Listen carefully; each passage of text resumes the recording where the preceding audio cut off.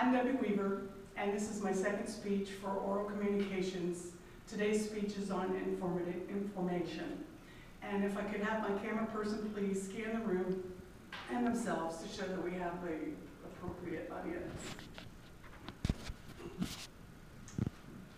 Thank you. Did you know that your health information is worth about $4,000 if it was stolen and put on the black market? And your credit card is worth about $1. And as a privacy officer, it is my goal and my functions to maintain that patient information security. It's one of my biggest fears that working for a small community hospital, that this information will be left unattended and stolen. And the cost that is attached with that is huge today, because identity theft has grown so much over the years that it's a challenge to take care of that information that's been created and been transported and whatever medium that we're keeping it in. It's not my intention to alarm anyone or give anybody any anxiety, but it is my responsibility to provide education to everyone to know that their patient information is at risk. As I said, it's been increasing over the years. Everybody knows about identity theft, but more so, the information that we get from a person's health information has become much more valuable. I'm going to share with you today how it's being stolen, how it's being sold, and what the purpose of those sales are for. You can go to the Department of Human Services, Health and Human Services website, and every year it is posted what the data breaches have been throughout the year, throughout the nation.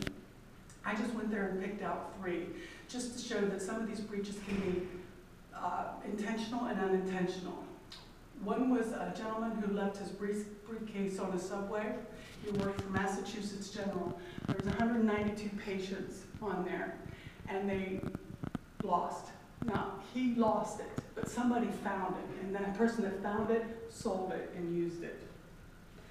The University of California at Los Angeles Health Systems had 2 employees last year that continuously accessed celebrities' information and sold it.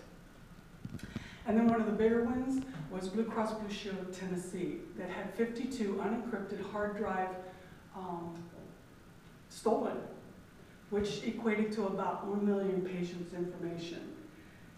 So what's in that information that these thieves are using, that the dealers are selling? It's your health insurance information, your number, your date of birth, your social security number, if your maiden name is involved in anything. All of this puts together one comprehensive health packet that anyone can purchase and use for their own benefits to make money. There are sites to let you know how much that money is worth, how much that information is worth. For example, I went to this trentmicro.com website, and I put in all the different information that I use for insurance. And when I got finished, to find out how much my information was worth throughout the world. In Brazil, you could sell my information for $3,350. In China, I'll get about $1,700, not me, but somebody else. And in Russia, it's worth about $305.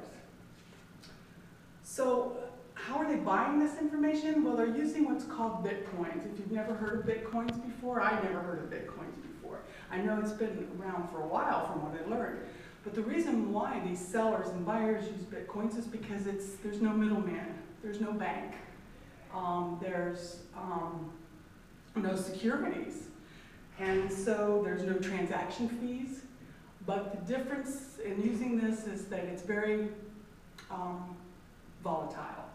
That information can easily be stolen from one person for another, or it's as easy as pressing a delete key and removing all of it from your computer.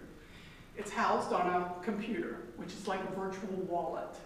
And so it's kind of funny, it's not really funny, but to me it was, that somebody had actually thrown away a hard drive with a whole lot of Bitcoins on it, and they were desperately trying to seek it. So I'm sure that they weren't having a really good day.